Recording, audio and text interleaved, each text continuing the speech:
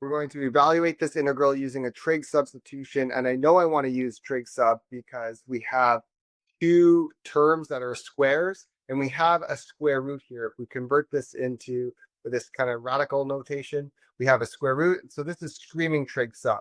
And the first steps are always the same. I call the square root thing, whatever it is, I call it g.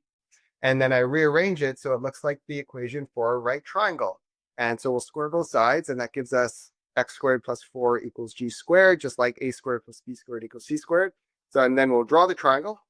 G is in the hypotenuse, and it doesn't matter which side is the x and which side is the 2. You can put any side you want. Now we want to write theta in terms of x and theta in terms of g using SOHCAHTOA.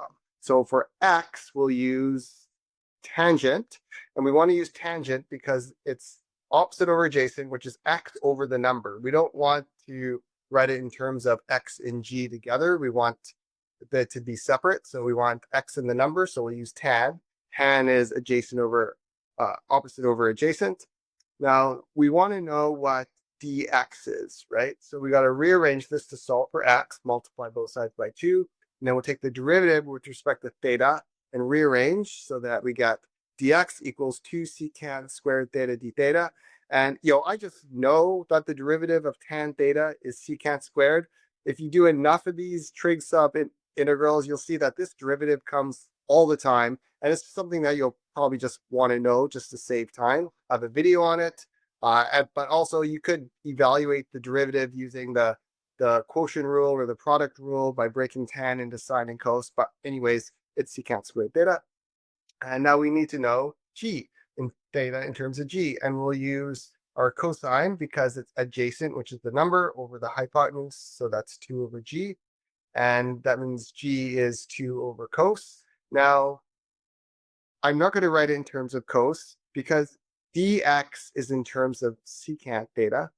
And 1 over cos is secant theta. So it's going to save some time if we, rather than say g is 2 divided by cos, 1 over cos is secant.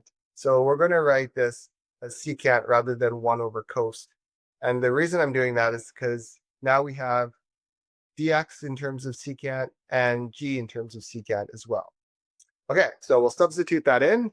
And if we plug that into our integral, our integrand becomes 2 times secant squared theta d theta, because that's dx right here. Literally just plug that in for dx. And then our denominator is this square root thing cubed. So this square root thing we call g, but g is 2 secant theta. So it's 2 secant theta cubed there. Now this is why I converted into secant. You don't have to right away, but it just, I kind of see secant theta in advance, so I converted to secant theta. We have all the secants cancel except for one of them in the denominator, and we have 2 divided by 8, which is 1 over 4. And so, at this point, we want the integral of 1 over secant, but secant is 1 over cos. So if we rearrange this, 1 over cos in the denominator becomes cos. Hope that's clear. Our 1/4, I yanked it out of the integral because it's constant. And now we're in familiar territory. The integral of cos is sine because sine is cos is the derivative of sine. And our integration constant c, sine theta is opposite over hypotenuse, right? So sine theta is opposite is x, hypotenuse is g, so it's x over g. So sine theta is going to be x over g, but g is our square root thing. So sine theta is going to be x divided by our square root of x squared plus 4. Okay, now we'll go ahead. Plus our 1/4 is along for the ride, and we're done. Another one bites the dust. Hang in there. Continue with these integrals. The more you do, the better you'll get. You can survive. Cheers.